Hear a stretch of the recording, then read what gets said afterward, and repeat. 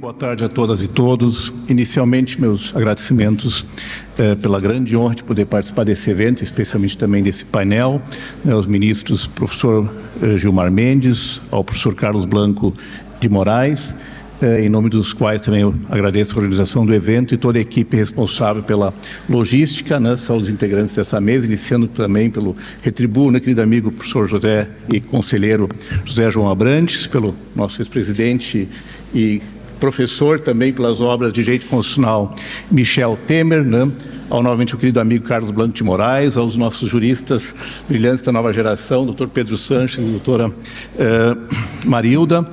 E eu tinha me preparado, dado o painel, a também tratar do tema da democracia defensiva e também da moderação de conteúdo na internet. Mas esses temas já foram tão magnificamente tratados, versados aqui, que eu resolvi aqui realmente avançar em relação a outro tema que me tem sido muito caro, mas evidentemente não só a mim, e que tem uma relação direta e eu diria transversal com tudo que se já tratou neste evento, que basicamente tem como fio condutor a defesa da democracia e das liberdades fundamentais, evidentemente com diversas projeções, manifestações e também com projeções tanto no setor público quanto no setor privado, que é o tema do tecnoautoritarismo, e com um foco, pequeno foco no tema da exclusão digital. E basicamente está a se tratar também daquilo que se estuda muito na Alemanha, em alguns lugares, pressupostos fáticos e normativos da possibilidade, da condição de possibilidade de exercício das liberdades fundamentais e dos direitos fundamentais, especialmente com foco na transformação digital. É claro que a expressão tecnoautoritarismo ela já é conhecida, ou autoritarismo digital, e basicamente o que se passa aqui é que se trata de um fenômeno que tanto pode se operar na esfera estatal do poder público, mas especialmente também se manifesta em democracias. Então, o tecnoautoritarismo não é um fenômeno de um Estado autoritário, mas é um fenômeno que cresce, eu diria assim, quase que subliminarmente, silenciosamente, no âmbito de Estados democráticos. Portanto, ele corrói as bases, os princípios estruturantes da própria democracia e do Estado de Direito. Mas isso também ocorre nem sempre por estímulo do Estado. Porque o Estado Democrático de Direito é exatamente o Estado que busca, evidentemente, garantir esses pressupostos, mas também, e por isso é um lado importante, ocorre no setor privado. Na verdade, o tecnoautoritarismo também se manifesta e fortemente no setor privado. E todo o problema da regulação, que já se tratou tão bem nesse evento, isso também está ligado, o porquê regular e como regular, a esses fenômenos tecnoautoritários que ocorrem, evidentemente, no sistema privado, especialmente em relação, evidentemente, às grandes corporações. E, basicamente, tecnoautoritarismo é a utilização de tecnologias cada vez mais sofisticadas, em termos quantitativos e qualitativos, como novas formas de dominação. E, talvez, novos riscos e ameaças e violações claras a toda uma gama de direitos que vão muito além das liberdades fundamentais, embora diga que tem o seu centro, o seu foco claramente nisto. Então, basicamente, esse é o foco inicial. E há diversas manifestações desse chamado tecnoautoritarismo, ou autoritarismo digital, societal e estatal, que se pode aferir, evidentemente, sobre diversos critérios. Talvez antes disso, eu vou me ater aos 15 minutos, pode ficar tranquilos, porque evidentemente o momento do final se aproxima, e seria aqui germânico, até britânico, talvez, tentarei pelo menos, com relação a um certo mapa das democracias. Porque como tudo é monitorado, existem critérios e rankings para tudo, também existem rankings com critérios para mapear os níveis de democracia, assim como de Estado de Direito, dos Estados ao longo do tempo. E, segundo o Democracy Index do The Capitalist, em torno de 50% da população mundial vivia em 2020 em algum tipo de democracia. Vejam que são apenas 50% da população mundial. E isso, em 2021, baixou para cerca de 46%. 37% dos estados são tidos como autoritários, 17%, arredondando, regimes híbridos, 39% democracias frágeis ou imperfeitas, incluindo os Estados Unidos, né? França, Espanha, Itália, Portugal, Brasil e outros. Claro, podemos discutir isso, mas de qualquer sorte está nesse ranking. E apenas 6,4% chamadas democracias plenas ou perfeitas. Realmente perfeito não existe, né? Países nórdicos, Alemanha, Canadá, Irlanda, Japão, Islândia e outros, né? E na América Latina, apenas Uruguai, Chile e Costa Rica, né? Chile talvez agora já num problema de shifting, né? Critérios para classificação: processo eleitoral e pluralismo, né?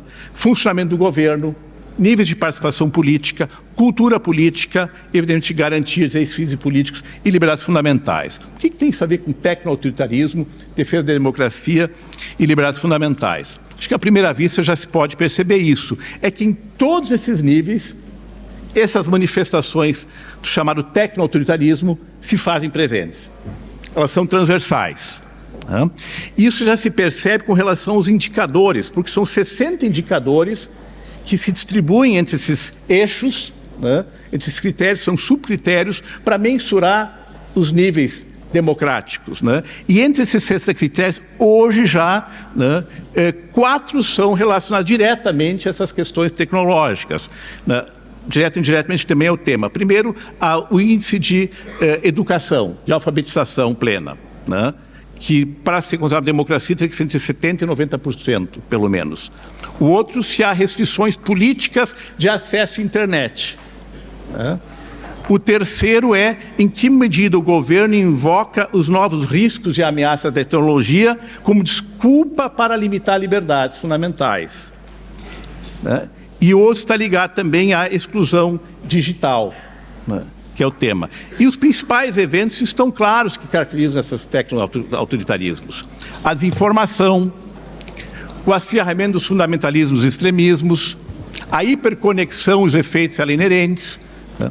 O Brasil, que é campeão de coisas boas, mas infelizmente também segue em rankings não muito positivos, né? É o terceiro país do mundo em níveis de hiperconexão.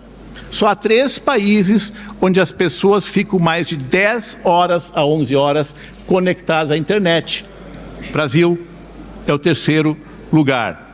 Vigilantismo, né? Hiperconexão significa maior vulnerabilidade, maior exposição a esses efeitos, inclusive a desinformação e as fake news, né? O vigilantismo, as técnicas de reconhecimento facial, né? Se formos ver os aspectos discriminatórios, no Brasil, o tipo de câmeras mais utilizado é utilizado na China. Não significa que seja usado da mesma forma, né? Mas, basicamente, um outro estudo mostra que 95% das pessoas detidas em função de reconhecimento facial, né, são pessoas afrodescendentes. São índices altíssimos, né, superam os de muitos outros países, né? A separação informacional de poderes, né?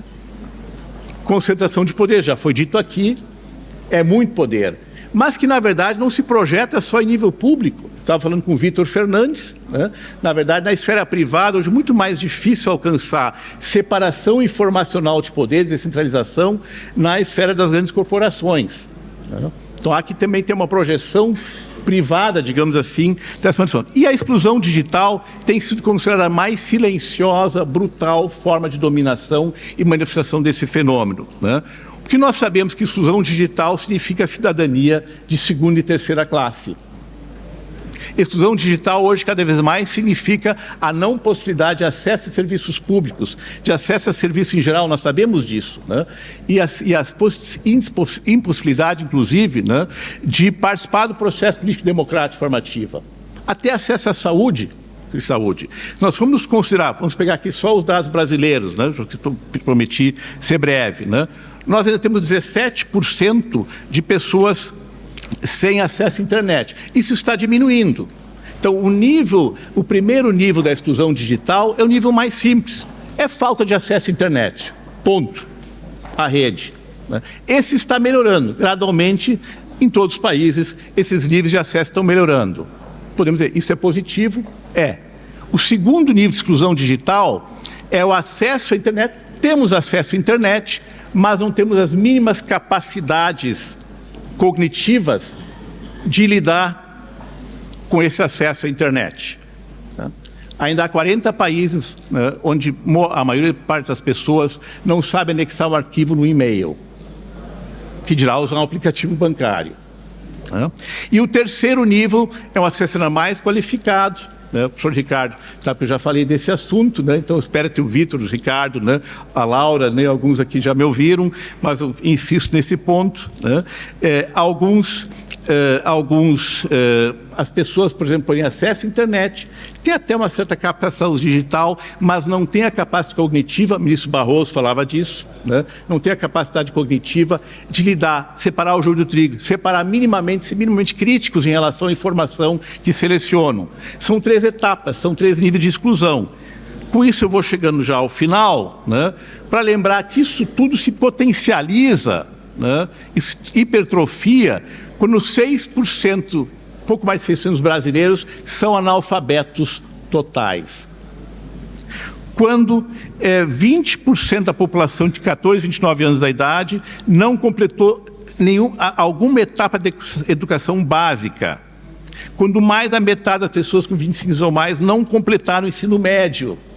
E assim por diante. Né? Se somarmos esses fatores, né, e se pegarmos apenas como exemplo o e-gov, o serviço público, hoje quase 5 mil serviços são oferecidos, a lei do governo digital, né, é um grande conquista, é um grande avanço, ninguém questiona isso, mas essas pessoas, né, acessam isso como? Com que qualidade? Com que condições eles conversam com os algoritmos, com as máquinas? Né? Portanto, na verdade, cria-se um paradoxo. Né? Mais acesso à internet, se ficarmos no primeiro plano, pode significar, ao fim e ao cabo, nesse sentido, somando esses fatores, um mal. Pode significar uma possibilidade maior de violação de direitos ou de subsidiariedade para esses cidadãos. Mais acesso à internet no segundo e terceiro nível, vencendo o segundo e terceiro nível da exclusão digital, evidentemente, significa, sim, uma democracia inclusiva, uma possibilidade de participação sem demonização das tecnologias, que é um grande erro, como já foi falado aqui, mas sim a possibilidade de inclusão tecnológica. Né? E no Brasil temos o exemplo da PEC, né? da PEC de autoria, né? Da proposta pela senadora Simone Tebet, né? de incluir no catálogo de direitos fundamentais o acesso à internet, a lei agora da educação digital, da inclusão digital, né? De janeiro de 2023, né? Ou seja, estão sendo tomados passos nisso, ações afirmativas. Né? E me parece que sem esses passos, se nós cuidarmos, né, dessas condições mínimas, né, de exercício das liberdades no mundo digital, de fato também a democracia estará em risco, e acho que me parece também um dos elementos de defesa dessa democracia e do Estado de Direito. Agradeço pela atenção, espero ter sido claro.